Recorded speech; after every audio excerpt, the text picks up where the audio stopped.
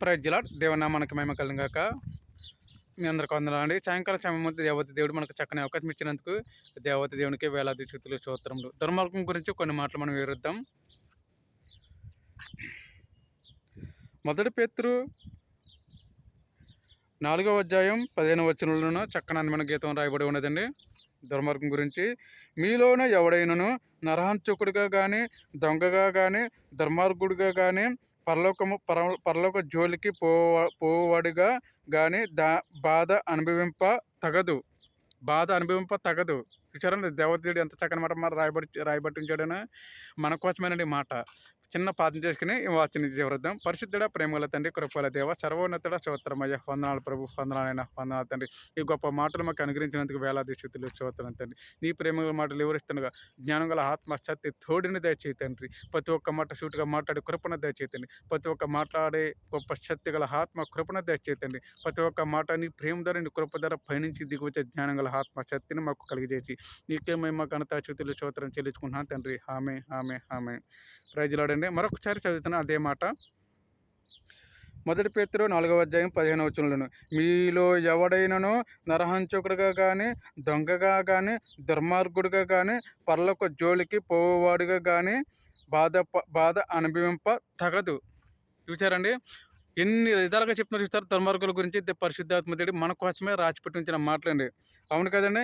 మీలో ఎవడైనా నరహంతకుడు, అవును కదా, నరహంతకుడు చేయవద్దని చెప్తున్నాడు, దొంగతనం చేయవద్దని చెప్తున్నాడు, దేవుని చన్నులకు వెళ్ళేటప్పుడు క్రమశిక్షణగా ఉండమని చెప్తున్నాడు, ఒకరి మీద నింద వేయద్దని చెప్తున్నాడు, ఒకరి పట్ల అపహాస్యంగా పలకవద్దని చెప్తున్నాడు, ఒకరి మీద దుర్మార్గంగా పలకవద్దని చెప్తున్నాడు, ఒకరి మీద తప్పుడు సాక్ష్యాలు పలకవద్దని చెప్తున్నాడు అండి. దుర్మార్గం అంటే చాలా రకాలుగా మనం ఆలోచించుకోవాలన్నమాట అండి. ఇది ప్రియమైన సోదరులారా, ఈ సాయంకాల సమయం ముందు పరిశుద్ధాత్మ దేవుడు ఈ దుర్మార్గాల గురించి మనతోనే చక్కని మాటలు రాసిపెట్టి ఉంచాడండి.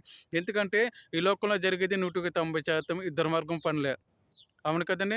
100% ఎక్కడ చూసినా, ఏ క్రాస్తలో చూసినా, ఏ గ్రామంలో చూసినా, ఏ ప్రాంతంలో చూసినా, ఏ జిల్లాలో చూసినా, ఏ దేశంలో చూసినా, ఏ రాష్ట్రంలో చూసినా ఈ దుర్మార్గమే ఎక్కువ జరుగుతుంది. ఎందుకంటే మోసకరమైనది, చాలా భయంకరమైనదండి. ఎందుకంటే లోకంలో ఎక్కువ జరిగేది ఇదే. మనుషులు మోసం చేయటం, మనుషుల పట్ల అపహాస్యంగా చూసుకోవటం, మనుషుల పట్ల దుర్మార్గంగా ప్రవర్తించడం. ఈ అండి ఎంతవరకు అంటే మనుషుల దుర్మార్గం అపవాదిని ఎంతలకు తీసిపోతున్నారు చూసారండి.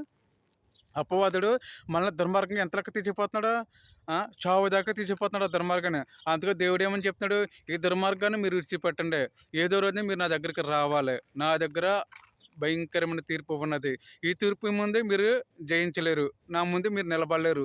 అందుకే ఈ భూమి మీద ఉన్నంత కాలము, నీకు ఆయుష్ ఉన్నంత కాలము, ఈ భూమి మీద తిరిగే అంత కాలమును నాన్ని తప్పించుకుని మీ తిరగటం అసాధ్యం.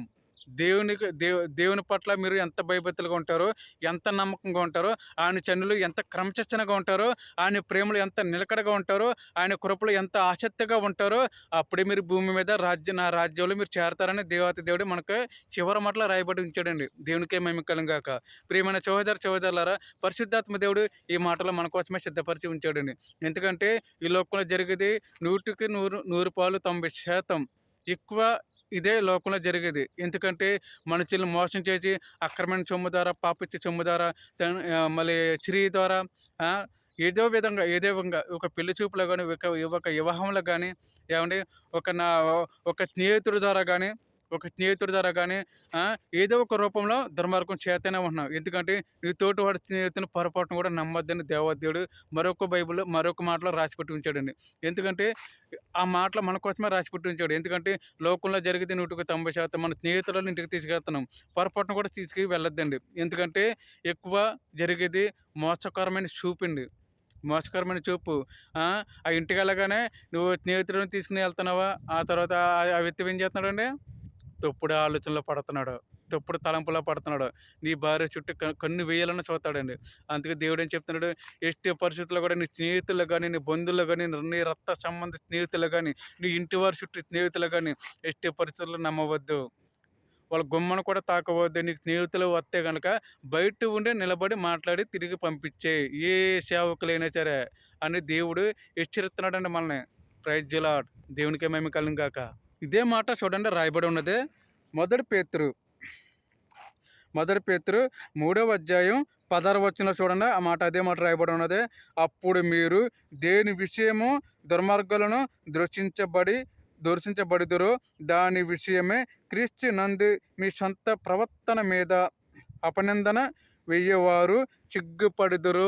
చూసారండి, అపనిందన వెయ్యేవాడు సిగ్గుపడుదురు అంటే ప్రవర్తన మీద అంటండి. చూసారా ఎంత గొప్ప అద్భుతం మాట రాసి పెట్టింది చూడండి.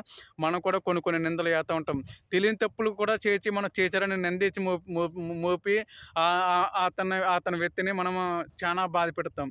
అది కరెక్ట్ కాదనిపిస్తుంది. ఎందుకంటే దేవుడు ఏం చెప్తాడో తెలుసా, నువ్వు చూచిన దాన్ని నమ్మము, చూడడానికి దానిని నమ్మవద్దని చెప్తున్నాడండి. Praise the Lord. దేవునికి మేము కలుగును గాక. ఎదురువాడి మాటలు పొరపాటున వినొద్దు. నీ కళ్ళతో నువ్వు చూచిన దాన్ని నమ్మము. ఒకవేళ నీ ఇంట్లోనే ఎవరన్నా తప్పు చేస్తారనుకుంటే నీ కళ్ళతోనే అది చూడాలి.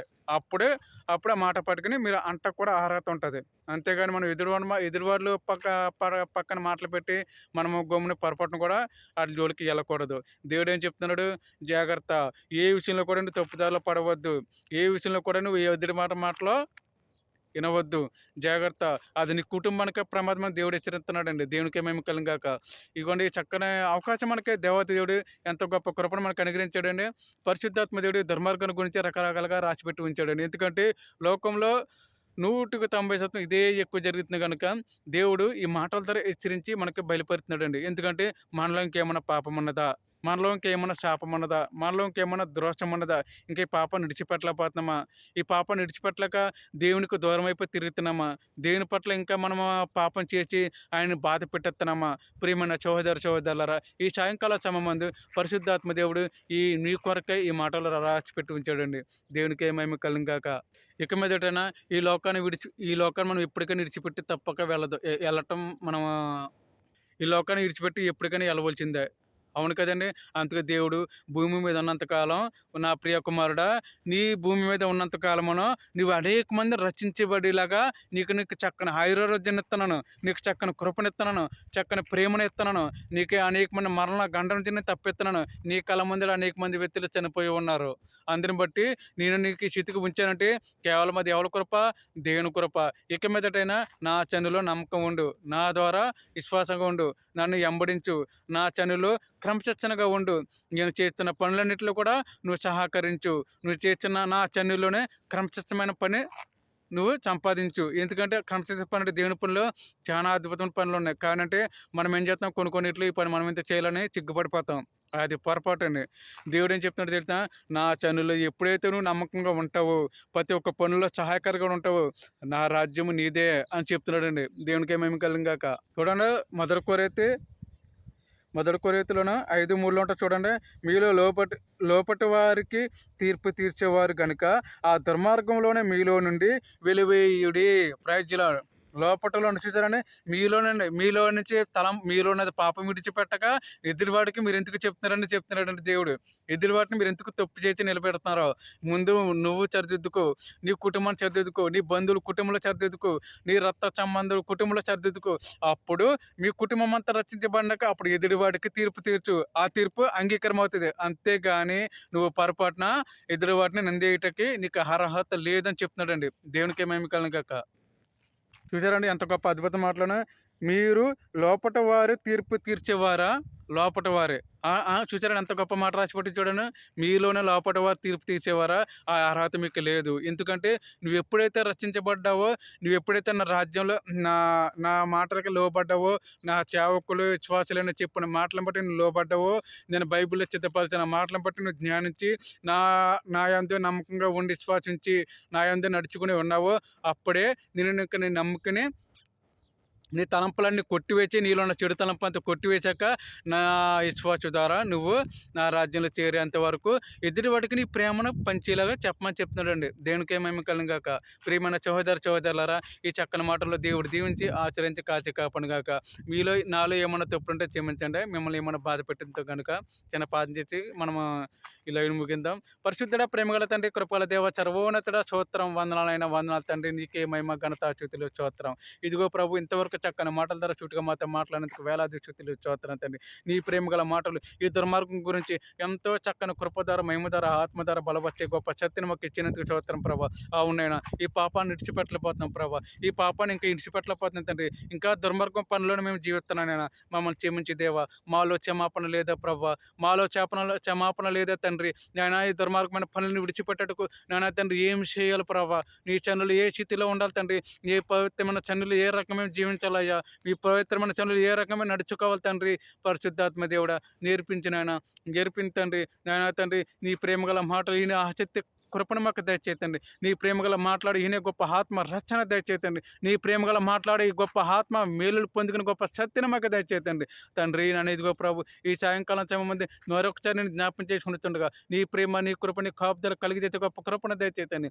ఈ రాష్ట్రం చుట్టూ ఈ ప్రాంతం చుట్టూ ఈ గ్రామం చుట్టూ ఎల్లప్పుడూ తోడుగా ఉండే కృపణ దయచేతండి. ఇదిగో ప్రభు ఈ యుద్ధ సమయంలో ప్రభు భయంకరమైన రోజు స్థితిలో మేము ఉన్నాం తండ్రి. ఇటు చూసిన బాంబులే ఎక్కడ చూసిన యుద్ధాలే నాయనా తండ్రి. నీ ప్రేమ ధర నీ కృప ధర నీ మహిమ ధర ఆ బిడ్డల పట్ల ప్రేమను కలిగజేసి ఐక్యత సమాధాన కలిగజేసి గొప్ప కృపణ వాళ్ళకి దయచేతండి. నాయనా ఇదిగో ప్రభు ఒకరి పట్ల ఒకరు క్షమాపణ కోరుకున్నట్టు కృపణ వాళ్ళకి దయచేతండి. యేసయ్యా వందనాలు వందనాలు వందనాలు. నీకే మహిమ ఘనత స్తుతులు స్తోత్రం చెల్లించుకుంటూ మన పరలోకనాథుడైన యేసుక్రీస్తు నామమున బతిమాలికని పాదించి వేడుకుంటున్నాను తండ్రి. ఆమె ఆమె ఆమె. Praise Lord praise Lord praise Lord. ప్రేమతో గుడ్ నైట్ గుడ్ నైట్.